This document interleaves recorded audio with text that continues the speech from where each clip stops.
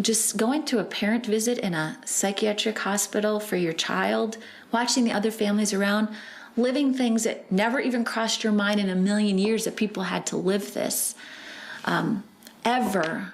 I just went, okay, Lord, I had no idea. We were at the Minnesota State Fair in August, and Micah was still in his residential treatment, so we could actually go and do something. We took a trip to go visit people, supporters, had business mixed with pleasure, wanted to do something fun with our youngest too, because they've always had to deal with the Micah factor, and it's limited a lot of our stuff that we can do. We were at the Minnesota State Fair. It's a massive, massive, huge state fair, and I think of all the probably hundreds of thousands of people that we walked by. God had us walk right after lunch by this family that this very large teenage boy was just draped out on the ground on this pavement, and the parent, a dad and a sister and a grandmother and somebody else were standing there, and he's a big boy, probably over 6 feet, and I just looked at him and I saw he was having a temper tantrum, and there's a police officer standing there, and I went, Jared, he's special needs. We got to go help him. He's just pitching a fit. And he's like, what am I going to do? We don't have to do anything. Just go up to the dad and say, I understand.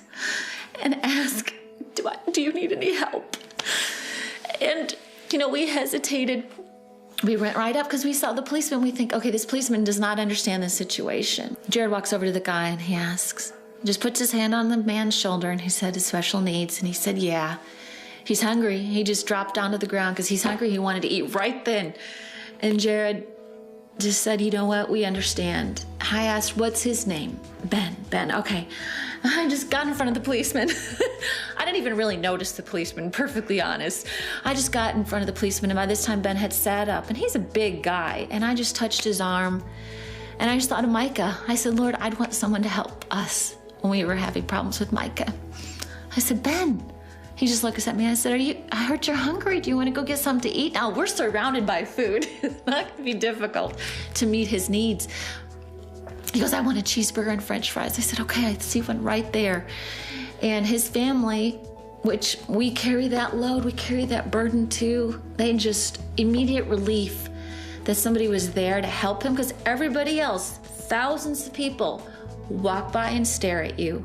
They have no idea, and you're not angry that they don't know. They can't know what you live. And I said, Lord, thank you that we could help those people this time, because we would have never even noticed them before. The second reality that we as special needs parents have to face is that we have all suffered a loss. We have all suffered a loss. What we have been taught to do and what we see people doing around us is we minimize, we get distracted, we use distractions, busyness, avoidance. But by not recognizing and dealing with this pain, it festers and it affects us in our relationships. We'll talk about the death of a dream on 2 different levels. The first one is this: missed expectations. Another way of saying that is that this was not how it was supposed to be. Every parent has played a movie as they've gotten ready for their child to come into their family. The movie could start with mom being pregnant and all the way up to delivery. But it goes from going to the hospital and then having the baby and seeing the baby in the nursery. Our son Riley was our 3rd child, born perfect, just like the other 2. Right number, toes, fingers, ears, nose, everything. But somewhere along the way, each one of us had to say to ourselves, we're not in Kansas anymore. And my question is, do you remember when that was for you? 2 weeks to the day after he was born, a blood vessel in his brain burst. Left with the results much like a major stroke. Maybe it was that diagnosis. Jeremy was our 4th son, and when he was 2.5, he was diagnosed with a malignant brain tumor. Maybe it was after a season of hoping and praying that what was going on was going to go away. And I just look up at the stars and I think, Lord, this is too much for me. I think that I would like to resign. Maybe it was after a season of ignoring that this was not what we expected, and so if I just pretend it's not in existence, it won't be in existence. But it's gone on long enough that we had to say something's wrong. His first signs were things where he couldn't talk. He couldn't control his tongue and things, and so we knew there were some problems. When he, just before he was 3 years old, is when Micah's behavior started to come out, the other side effect of his fetal alcohol syndrome. I've had a lot of anger at his birth mother and just a lot of resentment in general, probably to God, to his birth mother, to the whole idea that this was somebody else's choice and I have to bear the consequences and live with those consequences. And a dream like that, dying, is no small thing. And we need to deal with that, name it for what it is, and wrestle with it so it doesn't affect us ongoing. The second thing that happened is we had missed experiences. Another way of saying that is, I wish I could have had this experience. I wish this could have happened. We could have done this together. When my oldest son was 14 years old, I remember talking to him about what kind of man he was going to be. Has he thought about the values he was going to have in his life? I was talking to him about what he thought about girls and how he should think about girls, things like that. I remember laying in bed with him and asking him those questions, and he was seriously looking back at me and saying, yeah, Dad, this, and things like, Dad, I want to be like you. Those kind of things that a dad just dreams about. You know what I get to talk about with my son Mike at 14? I get to remind him, son, have you gone to the bathroom yet? And then when he goes, I get to help clean him up. It's a missed experience. My tears are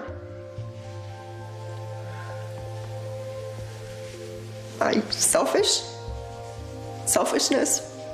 Want to carry on a conversation with my child. My tears are for him because he cannot communicate. I can't imagine being stuck in a body, in his mind, trying to live without being able to communicate. These events can catch us on our heels and knock us back time and time and time again if we don't factor them into our daily lives and just say, this is how it is. These things can happen. Things can get changed, and we go, it's okay. It's all right for that to happen. Those lost experiences do not need to define our relationship with our child or define the child themselves. It can't become, oh, that child means that things go bad, things are horrible, they wreck everything. And I really don't like them that much because they do those things. We can't go there. What we need to say is, no, that is part of our life. That is part of our relationship with this child because they have deficiencies that they can do nothing about. And so what do? We love them for who they are. We accept them for what they can do. And we make them part of our family, and we all accept it. And then we don't have to carry around this thing with us all the time. I remember when Jeremy was diagnosed, prior to that, the thought of ever losing my family was like overwhelming. When we went through that with Jeremy, I remember distinctly thinking, I know that no matter what God takes me through in the future, I know beyond a shadow of doubt, He's going to take me through and He'll be there. And it put to rest the worry about what was going to happen even in our life now. I don't worry about tomorrow because I know if it happens and when it happens and if God ever decides to take Jeremy, that He will be there to give us the strength to go through. I would not have learned that in my life had I not experienced what I've experienced with Jeremy. For that, I'm thankful.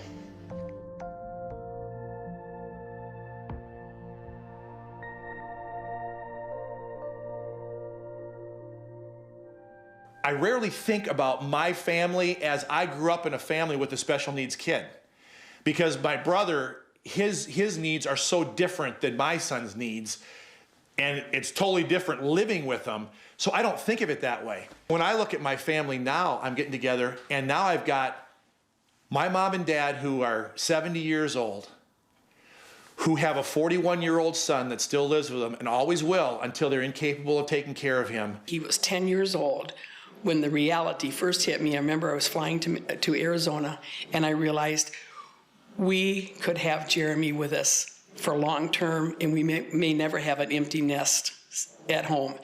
I didn't like that at first, but in time, I accepted it, and I realized that's what God had for us, and that we would be here to take care of him. Lifetime versus a season, a reality that we have to face. Typical families go through seasons with children. Toddlerhood, infant diapers, there's an end. Teenagers, adolescents, all those things are seasons that typically have an end. When you have a special needs child, you could just stamp lifetime on it because it doesn't end. This is something you acclimate to and becomes part of who you are. We know the future for these guys may not be a future of a normal child. We know that, and we've come to that grasp. We understand that, they may not be able to live on their own. They may be living in our home for the rest of our lives. It is essential to accept this reality. It just makes life so much easier, because once you've accepted this and you deal with it for what it is, then it gets blended into your everyday way you walk and talk and think without making it a thing. It's kind of like putting gas in your car and breathing and eating and stuff like that. It's just how you start thinking. How does that look? Our college kids were home, and so I would kid with them going, you know what, Mom and I are kind of looking forward to this empty nester thing. Before we didn't know if we wanted to get rid of you kids, but we kind of like this now. And then Marisa, she's over there best at the table, she just goes, baby, we're never going to be alone. And I wasn't really connecting. See, I'm not as far as she is in accepting this reality, I guess. But I wasn't thinking that. I know it, but I didn't know it. And so she goes, and I go, what do you mean we're not going to be alone? She goes, there's always going to be 4 of us. Now that threw me for a loop, because I'm going 4. Where'd the 4th one come? Okay, you, me, and Micah, I got that. She goes, well, Jeremy, my little brother. Because my parents came to me 10 years ago. And they said, if anything happens to us, we want you to be the one that'll take care of Jeremy. And we said yes. Always willing to say, if anything happens to Mom and Dad, we'll be very willing to watch Jeremy. He'll be just living with us, be part of our family, never knowing that eventually we would also have a child that would be living with us forever and be part of our family. So, the frustrations with Jeremy over the years, hard to understand him speak sometimes, medical issues, medicines, doctors.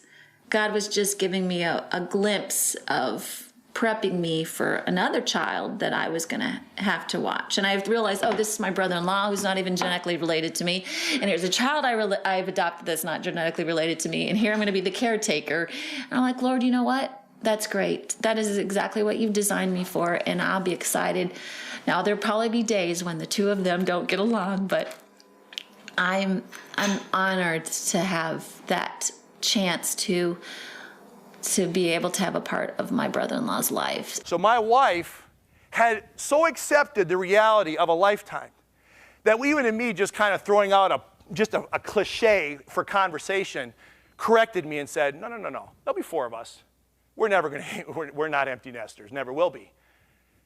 And it's okay. So for us, we're having to come to the grips of, okay, how much more do we push to encourage this child to brush his teeth? You do this next, you do this. How much of it are we banging our head against the wall, thinking he will come to grips and he will learn how to do it because his brothers did and he can't? Or is it that we need to say, you know what? He may be doing this at 30 years old. He may never understand more than the level he's at right now. And for us, it's kind of, does that help? Does it help us understand how to parent him? For Micah at 2, just before he was 2, till today, we have been on a journey, and we will continue to be on a journey to not only allow Micah to be all that God wants him to be, all that God created him to be, because he's got a plan for Micah. Micah's no accident. Micah affects people around him, and God uses him. But not only do we help Micah, but to say, Lord, what are you teaching us? What do you have for us? Because our family is not the same today as it was 13 years ago. Our other kids are not the same. Marisa and I are not the same. We are on a journey with him. It's just a different one.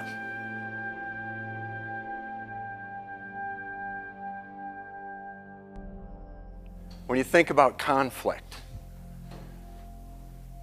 there's so many reactions. People want to flee. People don't want to deal with it. You know, sometimes you just kind of want to go into that place, you know, that little cave, you know, where you can just pack it all back down, you know, just get rid of it all and, you know, come out on the other side where nothing's wrong, everything's great, you know, and it's just not that way. Typically, people say, what's the top 3 things that people have to deal with as far as conflict? Give me some interaction. What do you think? Just not in your life necessarily, but what do you think are the top 3 things that marriages have to deal with in conflict? Money, finances, yeah, that's number 1. That didn't take long, did it? Time, that's good. How about children? Anybody have any conflict because of their children? Am I the only one? How about, and I realize you guys are a little too proper for this one, intimacy. Just say what it is. Sex. Is that it? Or just get it right down to it, right? That's exactly right. Those kind of things create some conflict, especially in a family with a special needs child. If you have special needs children, the time is so rare to actually have a conversation. I guess I had to learn that we dealt with things a little bit differently. I think sometimes guys get that, you know, I want to fix it. There's got to be something that's going to help to make this all better. Let me just take you down. I mean, finances, you're tapped out. You are absolutely tapped out as far as finances are concerned. I mean, you got doctors, you got therapists, you got to come up with money to buy that brand new little gizmo that's gonna take your child to the next level. It just kind of tears you apart. That you can't be the father and the husband that you want to be. You know, sometimes I feel like I just do a lousy job. And I mean, you look at our children. I mean, as sweet and innocent as they are, they provide conflict. Because so many times, we may not agree on even the therapy that we need for our child. We don't agree on how serious the issues are in our child. We don't agree on when we go out, who's going to take care of our children. There's no hope of, okay, we're going to get a breather eventually. And then we struggle with sitters. And the time to actually be away from it, you know, and just bond as a couple is really, really hard. Sometimes we don't agree on the safety of our child, people in our family, or maybe even our neighbors. Some of us have to make really tough decisions and go, are we going to put our child in a short-term or a long-term care facility? And that provides some tension and conflict. Sometimes we may have to call the ambulance.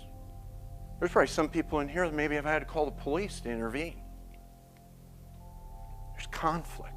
I get a lot of conflict in my head all the time of, am I doing the right thing? What could I have done differently? And you're just constantly processing and thinking about those things. Having a special needs child is for me, it's just information overload. As far as sex, We know that there's conflict. And when you put on top of it the finances and the children and everything else, we're exhausted. And sometimes you're so tired by the end of the day when you actually, and you're emotionally drained, I don't want to have that conversation anymore. Well, like with Amy, you know, sometimes I feel like, you know what, I don't have the energy for her. I don't have the energy for me.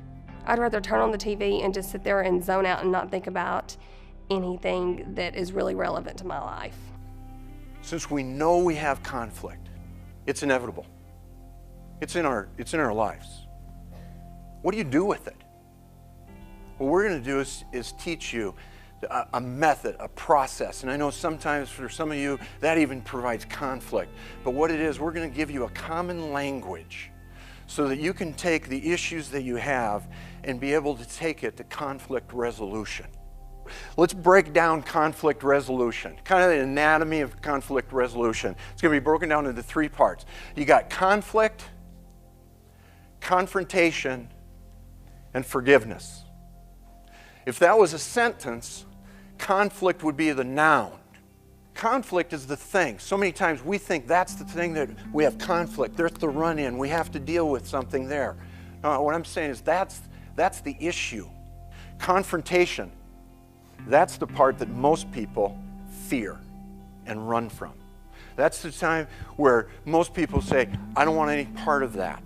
But we're going to give you a way that even in that confrontation, if you're on the same page, even the confrontation is something not to fear. And then the last thing, forgiveness. That's where the power is. You know, I hear about the statistics that's, you know, for marriages, failure. You know, I feel like I'm not gonna be that. I'm not gonna be in that 80 percentile. You know, I'm one of the 20. I'm gonna make it. And you know what? I have every part of my being. I'm gonna do it. You know, because that's who I am, and I don't quit. I don't give up. But it's hard. There are the times when you want confrontation. I want confrontation. I'm fed up. I'm angry over a situation that happened with Caleb or something that happened with the kids, and it's building. It's building, and you know, at some point you feel like I just want it out. I want to get it out. I'm looking for a fight. So where does conflict come from? Conflict occurs when our desires are not fulfilled, when we don't get what we want. Our rights have been violated. But one of the rights I want to talk about this morning is rooted in selfishness. You know, it sounds something like this. You know, I have the right to make that decision. As an adult, I have the right to be able to come and go as I please. You know, I spend the time with our child, so I should have the right to be able to make decisions. Does that feel a little different? Creates a little conflict, doesn't it? Our expectations have not been met. I mean, let's face it. We're an expectation factory. We churn out expectations on people that don't even know that we're putting expectations on them, and then we hold them to that, especially our spouses. You don't talk to me. You don't want to spend time with me. You don't want to pour into our marriage like you should. Sometimes I don't feel like you love me enough. Sometimes I don't feel like you like me enough. We put out an expectation, and then when they don't meet it, they don't even know that I had that expectation on them. And what do we want to do? We want to crush them over that. It has nothing to do with any of it. I just don't feel like I'm in a place sometimes I don't feel like there's anything there. I don't feel like I have what it takes to give. Quite frankly, as spouses, we can be mean. We can be ugly at times. We can be disrespectful.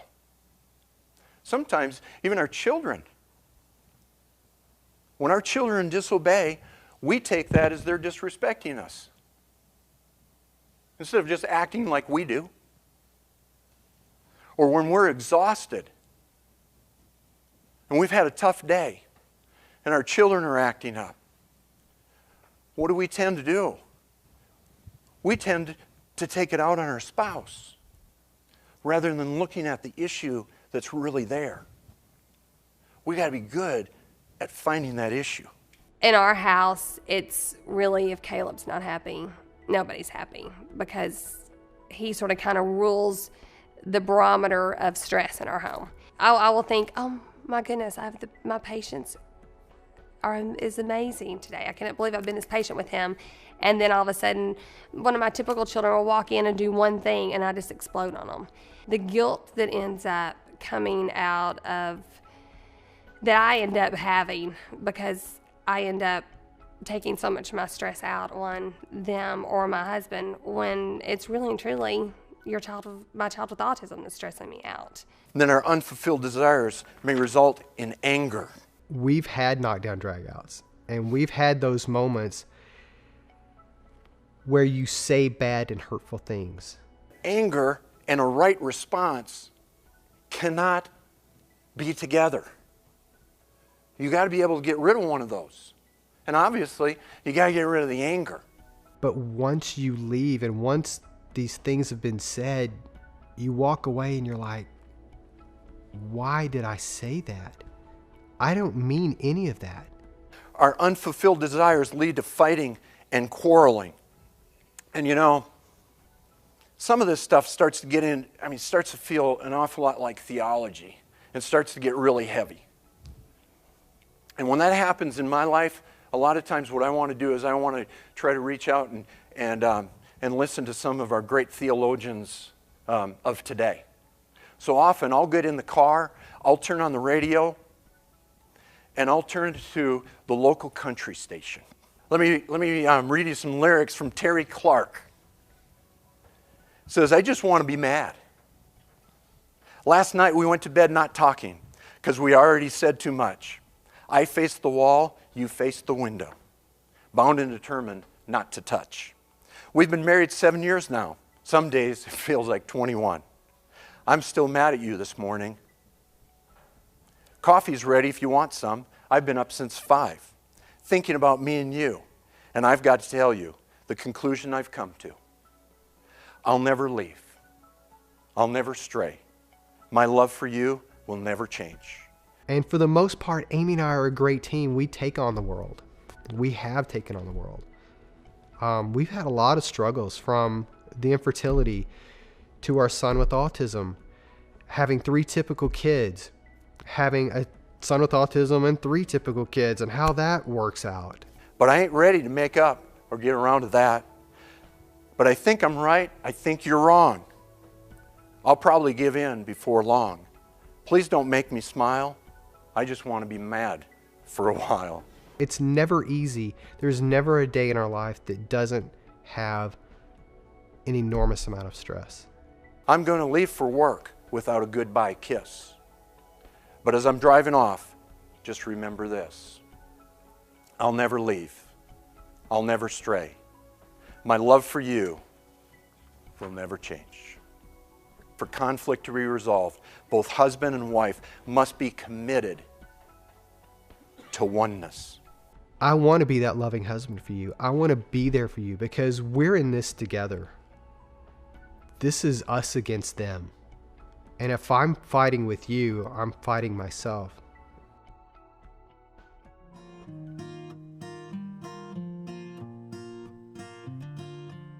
So you're looking at a couple that's been in the trenches, just like you're in the trenches. And some of the things that we have learned and why they've been meaningful to us in our marriage to help us go 13 years now in a very difficult journey. The biggest one that's helped us is lots and lots and lots of communicating. If anything, Dina, one of her great qualities is she's a great communicator. She's I would call an over communicator, but I always know where she is and what she's doing, and she always knows where I am and what I'm doing, and she fills me in on where the kids are and what they're doing. I feel like every couple needs that.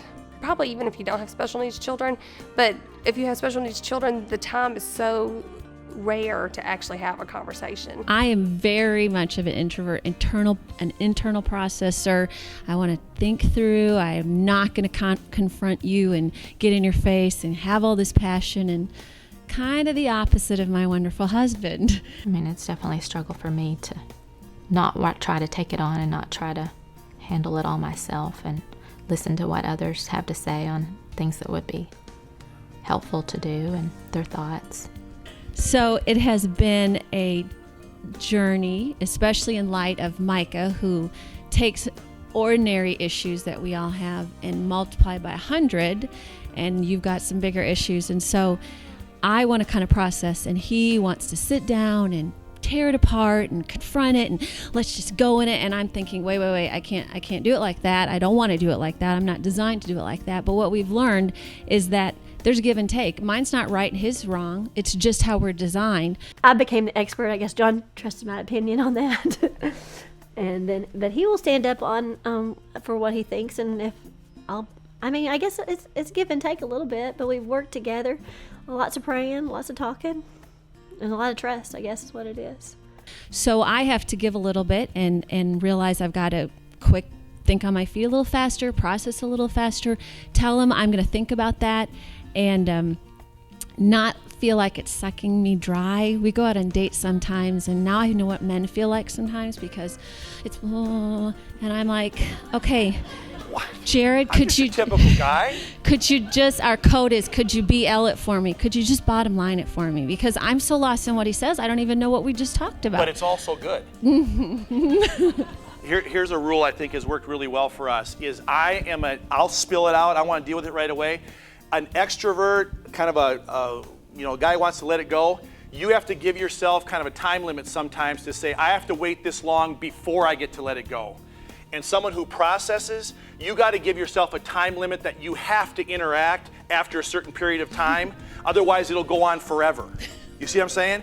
So that's maybe a quick rule you can use on how to kind of find a medium point without saying, what are you going to give up? You did it last time, I do it, because that's not functional. Andrew won't ever come to me and just say, I'm worried about this or I'm thinking about this, because I think he doesn't want to put anything else on my plate. Dealing with the special needs, it makes me want to retreat a lot. Sometimes I want to pull back. Men don't normally open up and share their feelings as well, and I think sometimes he's so busy that he doesn't want to bother me with anything else either, and so I have to pursue him. The other thing is we ask each other about stuff. One of the things that I've done for years and years and years, sometimes it drives her nuts, but she's definitely acclimated to it, is I call her almost every day from work, one time somewhere in the day, not the same time or anything, but I'll just call her up and I'll just say, hey babe, just want to know how you're doing today. I want her to know that I'm thinking about her, I care about what she's doing. Very rarely, because it's not like I can stop and say, oh, she goes, I got all this stuff, like it's a coming home from work conversation, but she knows it's a touch point. It communicates to her that I love her and I care what's going on and I'm touching base, and then I might say, hey, we'll deal with that when I get home. And then what she does at the other end is when I come home, she'll go, hey, we were going to do this or whatever, and reminds me of it because I'll forget because it's not that important to me. Yeah. And then she'll remind me of it, and I'll go, that's right, let's go. Let's dig into that. So we'll try to do that, okay? And just to brag on him, those phone calls don't always come at an opportune time. And so I'm always not as receptive. Like, what do you want? Bottom line it for me, babe. And I had to start realizing that is such an act of love and care that my husband is showing to me. And he might not want a huge conversation. He probably can't have one, and I'm not going to give one. But I know he cares right now at that moment what I'm struggling with. When you have a special needs child, I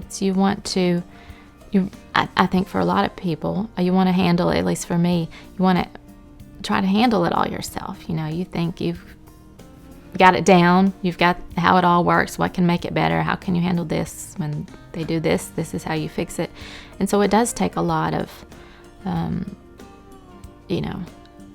being open, making that time to sit down with your spouse and talk about, encourage one another, find out how he's feeling in this situation, and what can help him, and vice versa, how he can help. And you need that to encourage one another. You really do. But it's a struggle.